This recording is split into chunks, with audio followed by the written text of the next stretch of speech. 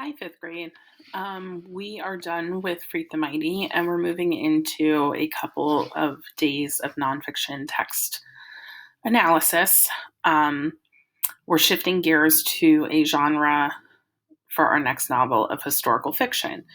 And historical fiction is based on the fact of made up characters in scenarios that did happen. So the setting of our next story is going to be in the 1960s. And I think it's important that we explore the nonfiction elements of the novel we're going to be reading. So in Newsella, we're going to be reading this article called 1945 to the Present, the 60s.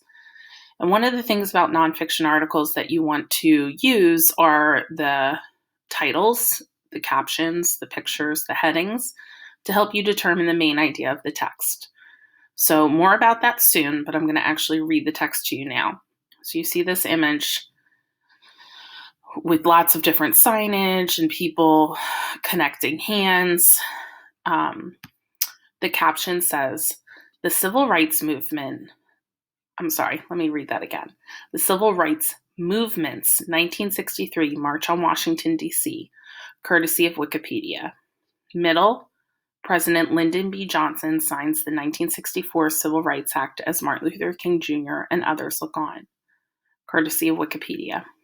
Bottom, President Richard M. Nixon smiles and holds the papers while seated at a desk in 1971, courtesy of Getty Images.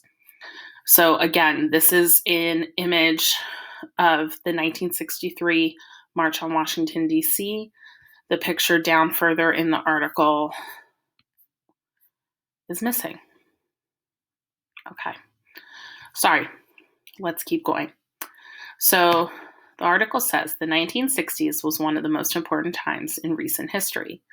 Many things started to change for the better during those 10 years. Yet by 1969, the country was divided. Much of the hope for change had been lost. The first big fight of the 1960s was the fight to end segregation. Segregation kept blacks and whites apart. African Americans were not allowed to go many places just because of their skin color. In many towns, blacks could not eat in the same places as whites. They could not go to the same movie theaters.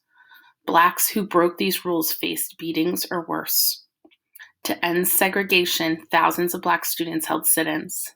These are protests. People sit somewhere and do not leave until their demands are met. Black people went into whites-only diners. They rode on whites-only buses. The fight for equal rights. Blacks in the 1960s hoped to win equal rights. Their fight was known as the Civil Rights Movement.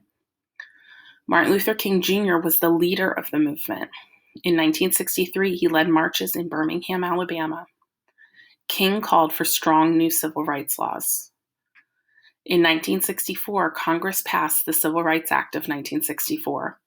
The law passed with the help of President Lyndon B. Johnson. The law ended segregation. It also outlawed discrimination based on race. Discrimination happens when one group is favored over another.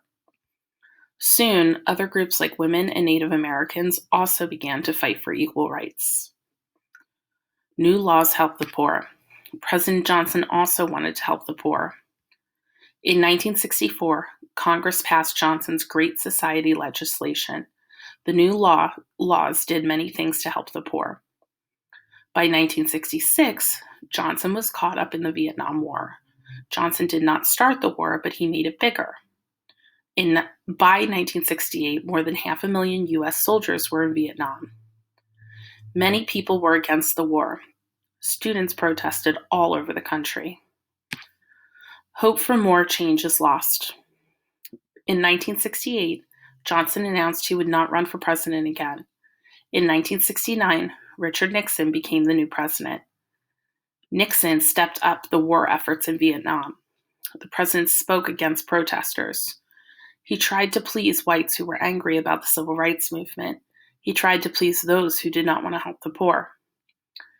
By the end of the 1960s, most Americans no longer wanted change. The country turned away from dreams of a more equal world. For the next 50 years, most of our leaders wanted to keep things as they were. So we're going to explore some nonfiction strategies and nonfiction contents over the next couple of days. But again, the setting of our next novel, The Watsons Go to Birmingham, is the 1960s. So having some more nonfiction background on this topic will help us understand the story better.